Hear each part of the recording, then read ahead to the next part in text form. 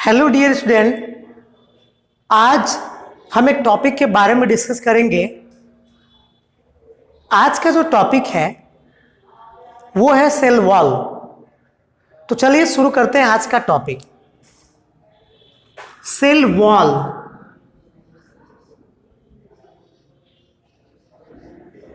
ये आज का टॉपिक है। सबसे पहले मैं एक सेल का रफ स्ट्रक्चर आपको दिखाता हूं। ये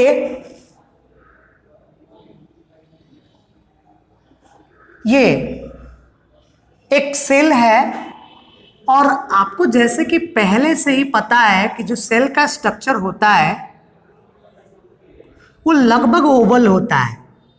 ओवल का मतलब होता है जो शेप में अंडे के आकार का हो। ये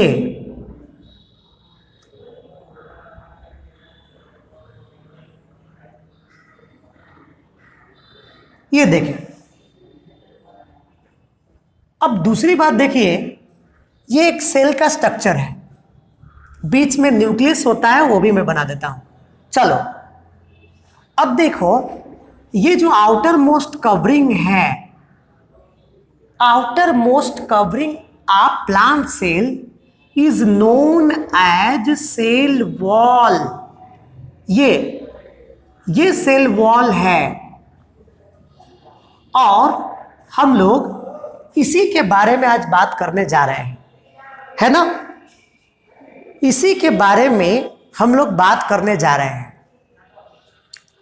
अब एक बात देखो, सेल वॉल की बात की जाए तो इसके बारे में दो तीन बिंदु में लिखूं, दो तीन पॉइंट लिखूं, मैं स्टार बना के लिखता हूं। अब देखिए क्या होता है कि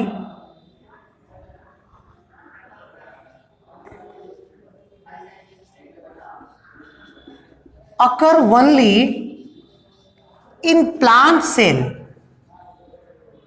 in plant cells। यानी कि समझो, यानी कि ये जो सेल वॉल है ये केवल प्लांट सेल में ही पाया जाता है।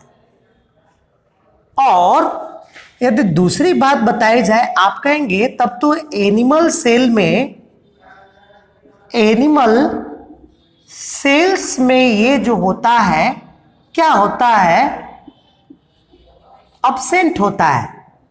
एनिमल सेल में ये नहीं पाया जाता है, ठीक है। अब एक बात और भी समझते हैं, और क्या है इसके बारे में इंपॉर्टेंट, ये क्या होता है, आउटर मोस्ट कवरिंग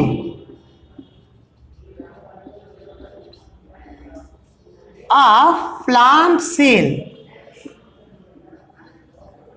ये देखिए, यानी कि प्लांट सेल्स की सबसे आउटर मोस्ट कवरिंग है, यानी कि इससे बाहर कोई कवरिंग नहीं होती है ना।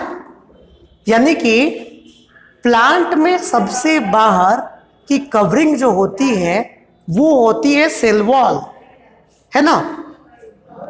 अब एक बात देखो, सेल वॉल के बारे में देखा जाए तो ये क्या होता है, एक तरह से ये बना होता है आपका प्लांट में, है ना। प्लांट्स की बात की जाए तो ये बना होता है, सेल वॉल जो होता है एक तरह से मेड अप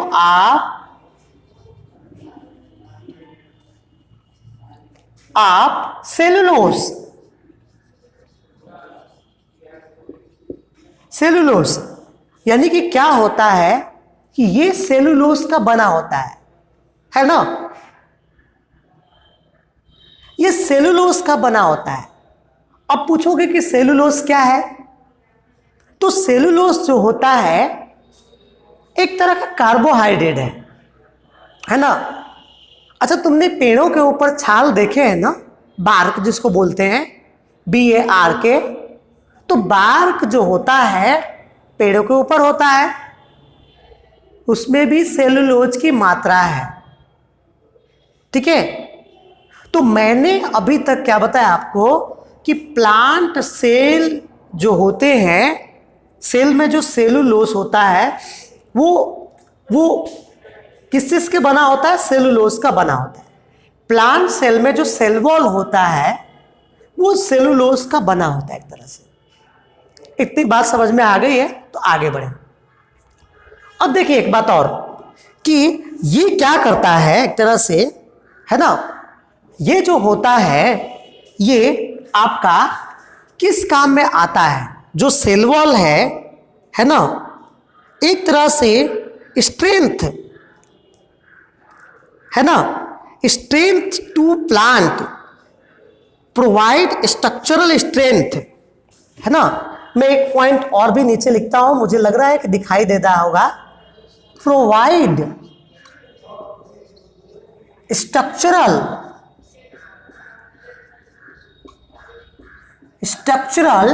स्ट्रेंथ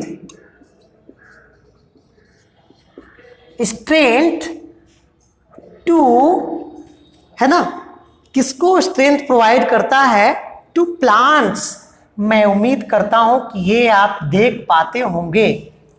तो देखिए लास्ट पॉइंट मैंने क्या लिखा है, provide structural strength to plant, है ना, यानी कि उसको स्ट्रेंथ प्रोवाइड करने का काम करता है, मजबूती, है ना।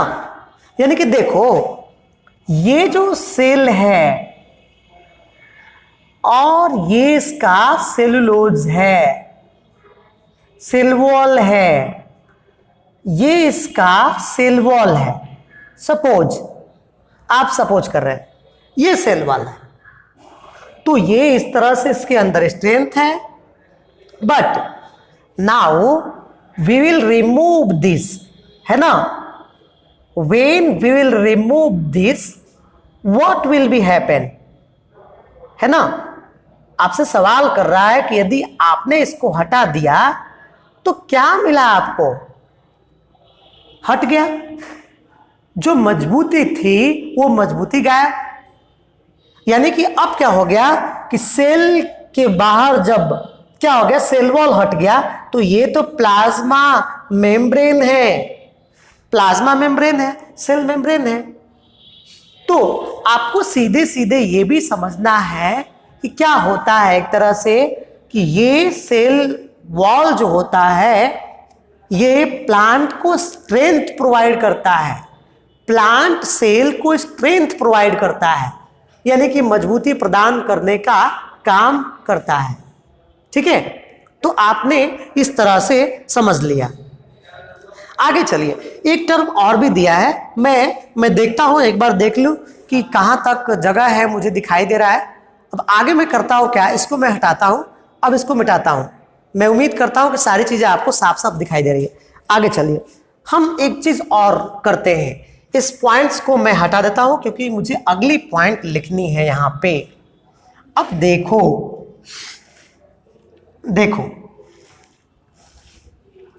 है ना, ये देखो तो क्या होता है कि ये कोई, ये देखिए, ये देखिए, ये अब क्या हुआ कि इसमें आपने कोई सेल डाल दिया है, और ये है आपका हाइपोटोनिक सॉल्यूशन। अब पूछोगे तुम लोग कि ये हाइपोटोनिक क्या होता है भाई, तो घबराओ मत, मैं बताता हूं। हाइपोटोनिक सॉल्यूशन का मतलब होता है, देखो ये सेल है, ये यदि सेल है, सेल के अंदर भी साइटोप्लाज्म होगा ना, बताओ, ये सेल है तो सेल के अंदर साइटोप्लाज्म होगा, लिक्विड तो होगा ही।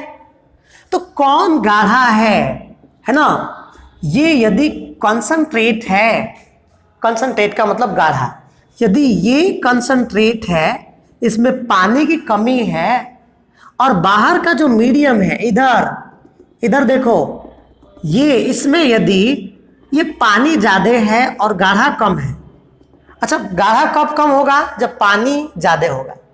इसमें पानी ज़्यादा है, इसमें H2O ज़्यादा है। मैं ऊपर का तीर लगाता हूँ, यानी कि सेल की कंपैरिजन में माध्यम में H2O ज़्यादा है। जब माध्यम में H2O ज़्यादा होगा, ये पतला, ये गाढ़ा होगा, ये पतला होगा, तब इसको कहेंगे हाइपोटोनिक सॉल्यूशन। हाइपो मने कम, टॉनिक मने गाढ़ा, सॉल्यूशन का मतलब सॉल्यूशन। तो अब बताओ तो इसमें जब डाल दिया तुमने तो ये इसमें से क्या होगा? जो पानी है ये इसमें प्रवेश करने लगेगा, इसमें प्रवेश करने लगेगा, है ना? पानी इसमें प्रवेश करने लगेगा। अच्छा तुमने देखा है क्या कभी किशमिश को? कभी किशमिश देखा है ना? तो किशमिश को वाटर में डाल दो। किशमिश को यदि वाटर में तुमने डाल दिया है तो क्या होता है?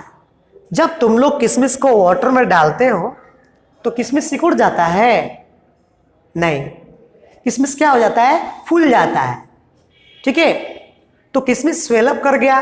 तो उस कंडीशन में क्या हुआ कि ये एक तरह से वाटर को एब्जॉर्ब कर रहा है ना?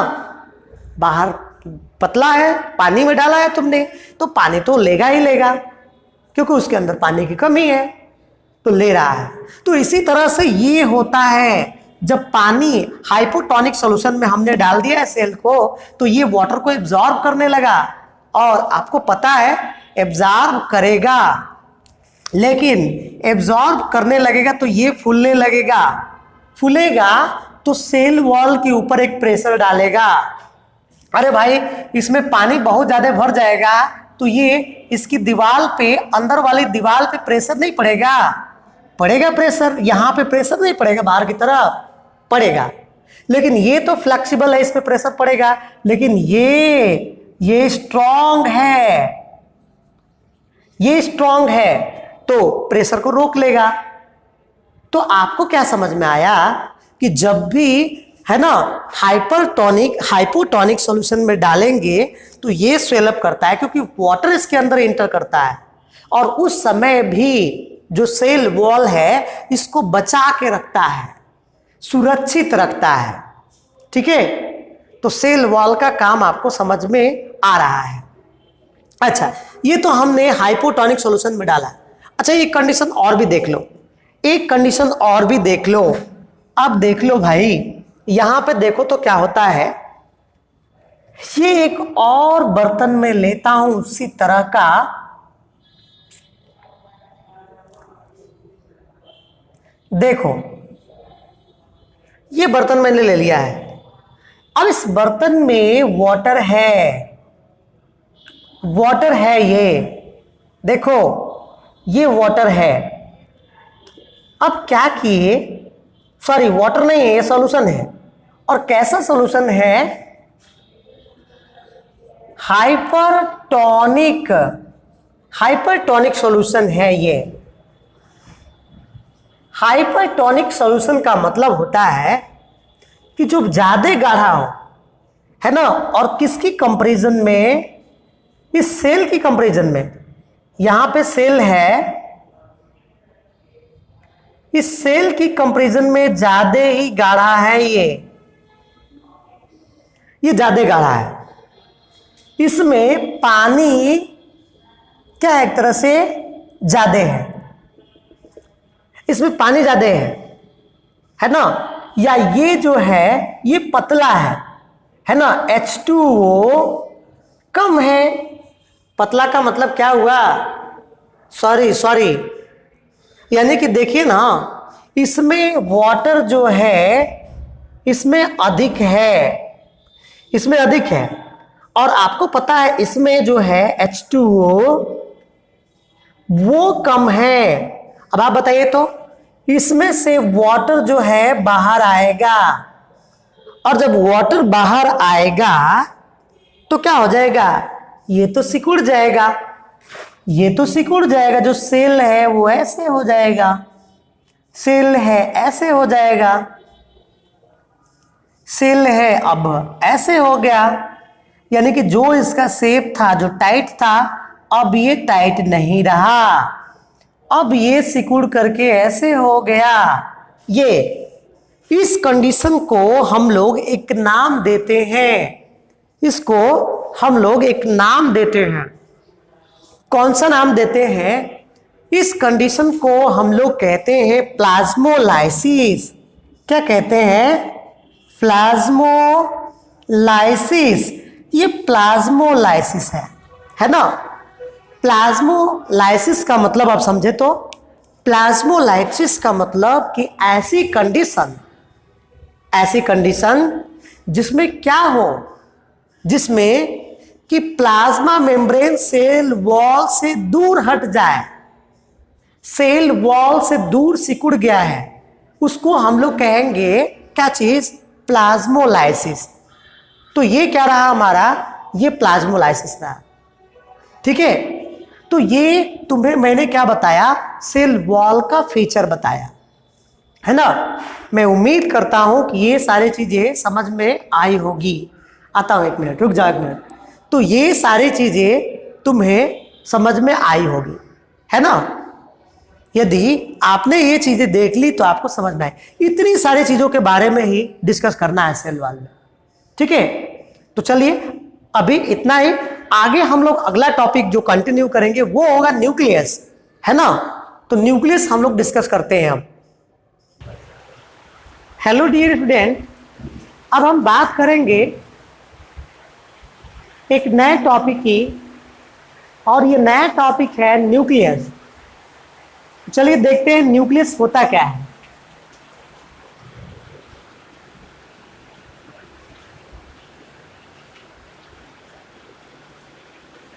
ये देखें, ये अगला टॉपिक है हमारा न्यूक्लियस। इसी के बारे में हम लोग बात करने जा रहे हैं। सबसे पहले तो समझे आप न्यूक्लियस क्या है। ठीक है, देखिए ये जो है एक छोटा सा मैं सेल बनाऊं आपके सामने, मैंने बना दिया है सेल। अब देखिए इस सेल के ऊपर सेल वॉल होता है, जो अभी आप पढ़ चुके हैं। ये सेल वॉल हो चुका है ना। और ये इस तरह से रहा, और ये सेंटर में बड़ा सा भाग दिखता है। ठीक है, सेंटर में बड़ा सा डार्क भाग दिखता है ना। इसी के बारे में हम लोगों को पढ़ना है। तो देखिए ये जो सेंटर में भाग दिख रहा है, जो आपने इसको पढ़ लिया है cell wall. Cell wall we have studied plasma membrane, plasma membrane. ठीक है, एंड ये जो है न्यूक्लियस, ये देखिए इसी के बारे में हम लोग डिस्कस करने जा रहे हैं, है ना। इसके बारे में हम लोग डिस्कस करने जा रहे हैं। तो क्या होता है, एक बात बताऊं मैं, कि ये क्या होता है, एक तरह से कि सेंट्रली प्लेस्ड होता है ना। यानी कि इन द सेंटर होता है सेल की। कहा जाए तो एक सेंटर में बड़ा सा डार्क पार्ट पाया जाता है। इसी को हम लोग क्या कहते हैं? न्यूक्लियस कहते हैं, है ना। दूसरी बात समझो, पहले क्या होता है कि पहले हम लोग इसको कलर करते हैं। कोई सेल लेते हैं और सेल को हम लोग कलर करते हैं। किससे कलर करेंगे? तो हम लोग आयोडीन से कलर करेंगे। आयोडीन से जब कलर करेंगे, ठीक है, तो देखो पहले तो इसको सेल को आयोडीन से, ये आयोडीन एक कलरिंग एजेंट है ना, जिससे हम लोग सेल को कलर करेंगे। सेल कलर्ड हो जाएगा, और आपको पता है क्या हो जाएगा, और डिफरेंट पार्ट जो है कलर को ले लेंगे और डिफरेंट दिखने लगेंगे। अच्छा एक बात बताओ, जैसे मैंने जो शर्ट पहन रखी अभी, इसको यदि हम लोग नील में डुबो देते हैं, है ना, तो क्या होगा उस समय? तो तुम्हें पता है ना, तुम कहोगे कि जो व्हाइट वाला पोर्शन है ये ज्यादा कलर लेगा और जो ये ब्लू वाला है इसमें तो कलर चढ़ेगा ही नहीं क्योंकि ऑलरेडी ब्लू है। तो वही कह रहा है कि जो पार्ट जैसा होगा सेल का वैसा कलर ले लेता है ना। तो हमने क्या बताया आपको कि कोई भी सेल लेते हैं उसको आयोडीन से कलर कर देंगे तो हमें स्पष्ट रूप से न्यूक्लियस दिखने लगेगा, है ना। कलर हम लोग इसलिए करते हैं ताकि हमें स्पष्ट रूप से दिखाई दे, ठीक है। तो आयोडीन से हमने कलर कर दिया। आगे चलते हैं, है ना। आयोडीन से कलर करने के बाद और भी कुछ कलर होते हैं जैसे मेथिलीन, है ना।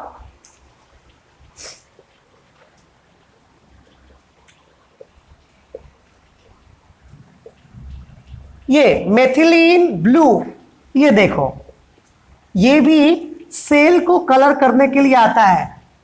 अच्छा अब तुम सोचोगे कि सेल को कलर क्यों कर रहे हैं भाई? तो कोई भी सेल है उसको स्पष्ट रूप से देखना है तो उसे कलर करेंगे, पहले स्टेन करेंगे, उसको स्टेन बोलते हैं साइंस की भाषा में। तो देखो ये जो है इसको कलर करेंगे, स्टेन करेंगे, तभी इसमें का न्यूक्लियस स्पष्ट रूप से दिखाई देगा, अदरवाइज ठीक से नहीं दिखाई देगा। तो मैंने क्या बताया आपको कि हम लोग मेथिलीन ब्लू से भी कर सकते हैं, आयोडीन से कर सकते हैं, और उसके बाद से और भी कुछ सॉल्यूशन होते हैं, है ना, ठीक है। और सेफ्रेनिन,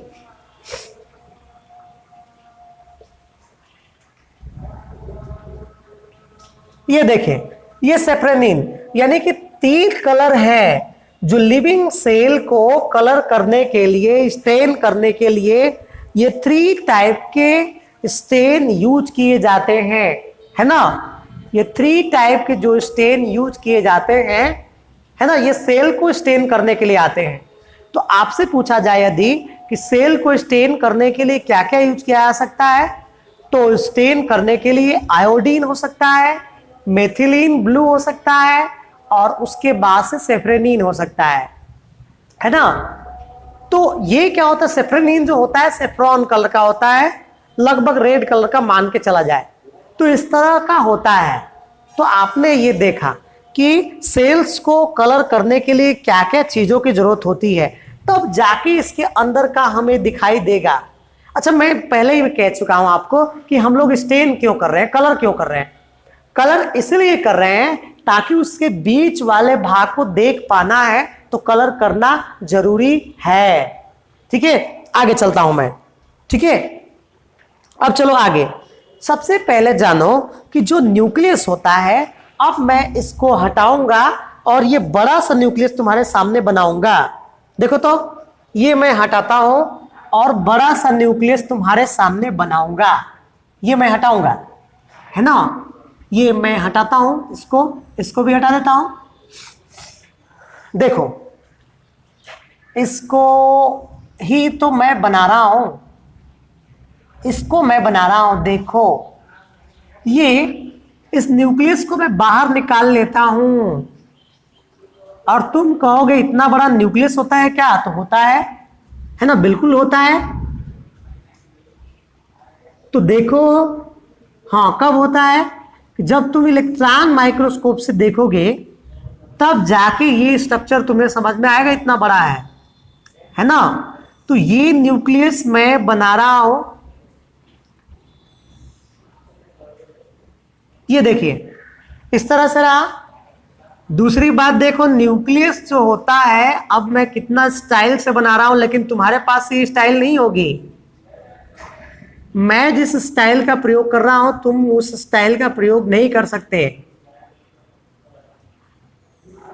अब देखो ये न्यूक्लियस है और ये बाहर जो है, ये जो होता है न्यूक्लियर मेम्ब्रेन, न्यूक्लियर मेम्ब्रेन। ये न्यूक्लियर मेम्ब्रेन हो गया ये, ठीक है ना।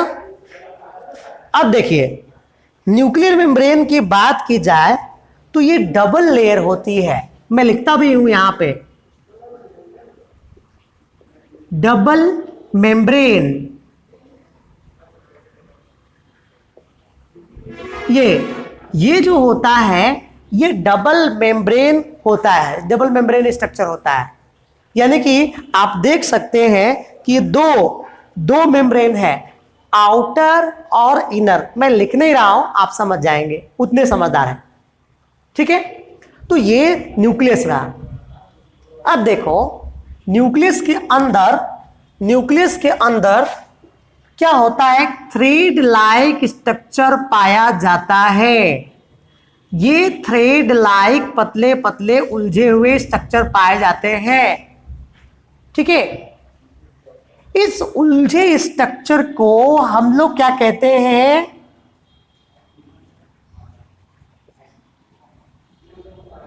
क्रोमेटिन। इसको क्या कहते हैं, क्रोमेटिन कहते हैं। आई बात समझ में, ये क्रोमेटिन है, ठीक है। यानी कि आप सीधे सीधे बता सकते हैं कि न्यूक्लियस के अंदर जो थ्रेड लाइक स्ट्रक्चर है, जो ज्यादा उलझा हुआ है, उसको, है ना, क्या कहते हैं, क्रोमेटिन बोलते हैं। चाय भी पी लो थोड़ा सा, नहीं तो मेरी चाय ठंडी हो जाएगी। पी लिया जल्दी जल्दी, देखो। तो इसको क्रोमेटिन बोलते हैं। क्रोमेटिन के बाद मैं बताऊं तुम्हें क्या होता है क्रोमेटिन, तो ठीक है। अब ये बाद में क्या होता है, बाद में चल के ये इस स्ट्रक्चर को मैं यहां बना देता हूं, देखो ये एक ही मेम्ब्रेन बनाता हूं। ये बाद में जो है इस तरह का स्ट्रक्चर दिखने लगता है। ये जो क्रोमेटिन था ये क्या हो गया, इसमें श्रिंक आ गया, है ना, कॉन्ट्रैक्शन आ गया। इसमें कॉन्ट्रैक्शन का मतलब होता है सिकुड़न आ गया। अब ये क्या हुआ, जो क्रोमेटिन था ये सिकुड़ गया, छोटा हो गया, मोटा हो गया। पहले उलझा हुआ था, अब सुलझा हो गया। समझ में आया मेरी बात, मैंने क्या कहा, मैं कह रहा हूं कि ये जो धागे बहुत ज्यादा उलझे हुए थे अब छोटे हो गए, है ना। यानी कि कॉन्ट्रैक्शन शो करने लगा, और उसके बाद से ये जो कॉन्ट्रैक्शन है अब जाके क्या हो गया, एक तरह से ये क्रोमेटिन नहीं है ये। अब ये ही स्ट्रक्चर जो सुलझा हुआ है अब छोटा हो गया है, इसको बोलते हैं क्रोमोसोम। इसको बोलते हैं क्रोमोसोम। मैं उम्मीद करता हूं कि तुम सब देख पा रहे होगे, मैं भी देख लूं एक बार पीछे से। हाँ बिल्कुल ठीक है। तो ये क्या हो गया, ये क्रोमोसोम है, ठीक है ना, ये क्रोमोसोम है। अब सुनो, क्रोमोसोम के अंदर एक क्रोमोसोम को मैं यहां निकाल लेता हूं, कितना आराम से समझा रहा हूं, ध्यान से समझना। क्रोमोसोम के अंदर ये देख लो, ये तो तुम्हारा क्रोमोसोम है, और इसके अंदर भी एक धागे नुमा संरचना होता है। ये होता है डीएनए। डीएनए, और डीएनए का पूरा नाम मैं लिखूं, डीऑक्सी राइबोन्यूक्लिक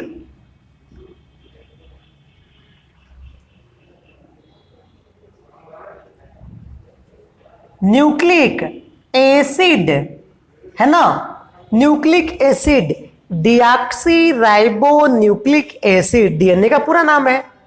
तो यानी कि तुमने देखा कि क्रोमोसोम के अंदर ये क्या है, डीएनए है।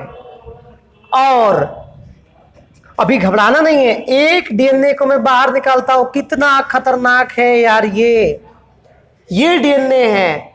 इस डीएनए के ऊपर जगह जगह जगह जगह जगह जगह जगह जगह क्या लगे रहते हैं, इसके अंदर जो लगे रहते हैं तुम्हारा ये जीन लगे रहते हैं।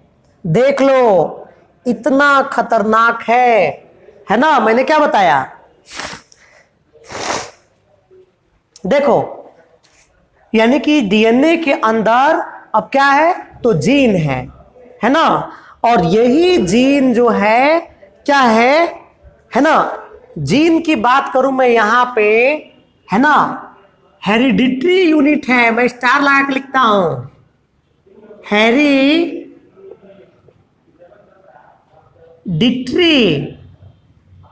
यूनिट। हेरिडिटरी यूनिट का मतलब क्या होता है कि यही वो इकाई है, यही वो यूनिट है जो माँ बाप के कैरेक्टर को बच्चों में लेके जाता है। आई बात समझ में? मैंने क्या कहा, मैं कह रहा हूं कि मेरे में मेरे मम्मी पापा के कैरेक्टर हैं, मैं माँ बाप के जैसा मिलता जुलता हूं, उनके जैसा दिखता हूं, उनके जैसा मेरा रंग रूप है, उनके जैसा बिहेव है, ठीक है। और तुम लोगों में से भी बहुत सारे लोग है ना, वो क्या होता होगा कि अपने माँ बाप से मिलते जुलते हैं। तो ये कैसे हुआ है कमाल, ये इस जीन के कारण ही हुआ है, इस जीन के कारण ही हुआ है। यही जीन क्या करता है, माँ बाप के कैरेक्टर को ऑफस्प्रिंग में लेके जाता है, बच्चों में लेके जाता है, ठीक है। तो इस तरह से क्या रहा, ये तुम्हारा ये न्यूक्लियस के बारे में इतना सारा चीज मैंने तुम्हें बता दिया। यदि ये न्यूक्लियस नहीं होता, ये न्यूक्लियस नहीं होता, इसके अंदर क्रोमैटिन नहीं होते, क्रोमैटिन नहीं होता, डीएनए नहीं होता, जीन नहीं होता, और जीन नहीं होता तो माँ बाप के लक्षण हमारे अंदर कैसे आते हैं, सवाल ही नहीं पैदा होता, ठीक है ना। अच्छा एक बात बताओ, कोई लड़का है मेले में खो गया है ना, छोटा सा बच्चा मेले में खो गया है। अब क्या हुआ कि अब मेले में खो गया है, माइक से अनाउंस किया जा रहा है कि एक छोटा सा बच्चा, प्यारा सा बच्चा क्या हो गया है, मेले में खो गया है। जिसका भी बच्चा हो, है ना, वो मंदिर के पास में आ जाए। अब मंदिर के पास में दो माता पिता आ गए, एक माता पिता इधर से भी आ गए, एक माता पिता ये भी आ गए, और दोनों लोग कहने लगे कि मेरे बच्चा है। तो क्या होगा उस समय चेक किया जाएगा कि डीएनए किससे मिल रहा है। उस बच्चे का डीएनए जिस माता पिता से मिलेगा उसको दे दिया जाएगा। यानी कि एक जो माता पिता आया है वो झूठ बोल रहा है, उसका बच्चा नहीं है। देखो इतना कमाल की चीज है डीएनए, है ना, इसी को तो कहते हैं डीएनए। अच्छा मैं भूल गया, सुनो एक मिनट के लिए, मैं भूल गया, मेरी यादाश्त भी चली गई, मैं यशवंत सर हूं, है ना। एक तरफ क्या है, मेरे मम्मी पापा जो ओरिजिनल वाले हैं वो कह रहे हैं कि ये मेरे बेटे हैं, और एक तरफ मेरे चाचा चाची कह रहे हैं कि नहीं ये मेरा बेटा है। सोच लो, अब ये जो जिसकी मेमोरी लॉस हो गई वो किसको दिया जाएगा, मैं किसकी तरफ जाऊंगा, मुझे तो पता ही नहीं है कि मेरे असली माँ बाप, मैं तो भूल गया हूं, मेरी मेमोरी लॉस हो गई है। लेकिन क्या है, जब डीएनए टेस्ट होगा मेरा, तो मान लीजिए कि मेरे मम्मी पापा से डीएनए मिलेगा तो उनको दे दिया जाएगा, नहीं तो चाचा चाची से मिलेगा तो उनको दे दिया जाएगा। जिससे डीएनए मिलता है उसको दे दिया जाएगा, और डीएनए किससे मिलेगा तो माँ बाप से ज्यादा मिलेगा। ये रहा, है ना। तो इस तरह से क्या रहा आपका, ये डीएनए का काम रहा, है ना। तो डीएनए और जीन का सीधा सीधा काम जाने, माँ बाप के कैरेक्टर को बच्चों में लेके जाना, ये रहा हमारा कैरेक्टर। आओ आगे चलते हैं। अब देखो ये जो इसमें न्यूक्लियर मेम्ब्रेन के बीच में ये जो पोर है, इस पोर को कहते हैं न्यूक्लियर पोर कहते हैं, है ना। और न्यूक्लियर पोर क्या होता है, ये एक्सचेंज ऑफ मटेरियल, यानी कि जो भी मटेरियल का आदान प्रदान होना है, अंदर आना है किसी को या किसी चीज को बाहर जाना है, तो ये क्या होता है, एक तरह से इसी के थ्रू होता है, न्यूक्लियर पोर के थ्रू। ठीक है। तो ये आपका रहा ये न्यूक्लियस। ये न्यूक्लियस के बारे में मैंने आपको इतना सारा चीज बताया है ना। अब देखिए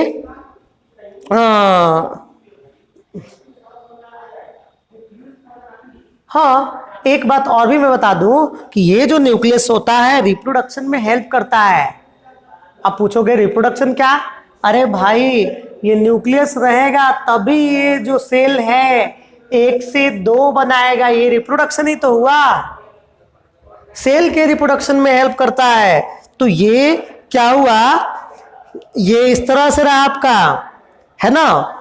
फंक्शन मैंने बता ही दिया आपको क्या होता है, माँ बाप के लक्षणों को बच्चों में लेके जाना। तो एक बार लास्ट सुन लीजिए, उसके बाद से बस हम लोग ये बंद करेंगे अब लोग, ठीक है ना। मैंने बताया कि ये न्यूक्लियस है। न्यूक्लियस को कलर करने के लिए 3 स्टेन भी बताया, याद रखेंगे। आयोडीन, है ना, मेथिलीन ब्लू, है ना, सेफ्रेनिन, 3। अब इसको स्टेन करने के बाद ये दिख रहा है, इसको मैंने बड़ा करके बना दिया। और जो ये जो है न्यूक्लियस है, न्यूक्लियस 2 मेम्ब्रेन होता है, डबल मेम्ब्रेन होता है। मैंने लिखा है न्यूक्लियर मेम्ब्रेन जो होगा डबल मेम्ब्रेन होगा। इसके अंदर धागे नुमा संरचना होगी जिसको क्रोमैटिन बोलेंगे। क्रोमैटिन बाद में सिकुड़ करके छोटा हो जाता है, मोटा हो जाता है, सुलझा हुआ हो जाता है। तो जब सुलझा हुआ हो जाएगा तो उसको बोलते हैं क्रोमोसोम, है ना। क्रोमोसोम के अंदर क्या होता है, धागे जुमा संरचना होती है, उसको डीएनए यानी कि डीऑक्सी राइबो न्यूक्लिक एसिड। इस डीएनए के ऊपर छोटे छोटे बिंदु होते हैं जिनको हम लोग जीन बोलते हैं। और जीन का काम होता है माँ बाप के लक्षणों को बच्चों में लेके जाना। यदि आपसे पूछा जाए कि न्यूक्लियस का काम क्या है, तो आप बता देंगे सीधे सीधे न्यूक्लियस का काम है माँ बाप के लक्षणों का बच्चों में ले जाना, ठीक है। तो चलिए आज के लिए मैं इतना ही रहने देता हूं, आगे हम लोग दूसरे दिन डिस्कस करेंगे। अच्छा, एक बात और भी बता दूं मैं कि ये जो न्यूक्लियस होता है केवल यूकैरियोटिक में पाया जाता है, प्रोकैरियोटिक में नहीं पाया जाता है, ठीक है। और प्रोकैरियोटिक में न्यूक्लियस लाइक जो दिख रहा है वो रियल में न्यूक्लियस नहीं है। वो क्या है भाई, न्यूक्लियस नहीं है तो वो न्यूक्लियोइड है। क्या है, मैं एक बार और बताऊं, न्यूक्लियोइड है, उसमें ये न्यूक्लियर मेम्ब्रेन नहीं होगा, ठीक है। तो बस आज के लिए इतना ही रहने देते हैं। आगे अगला जो टॉपिक है हम लोग सेल ऑर्गेनेल्स पढ़ेंगे और वो सारा चीज बाद में पढ़ेंगे। चलो आज के लिए इतना ही, थैंक यू, है ना। Okay, bye bye.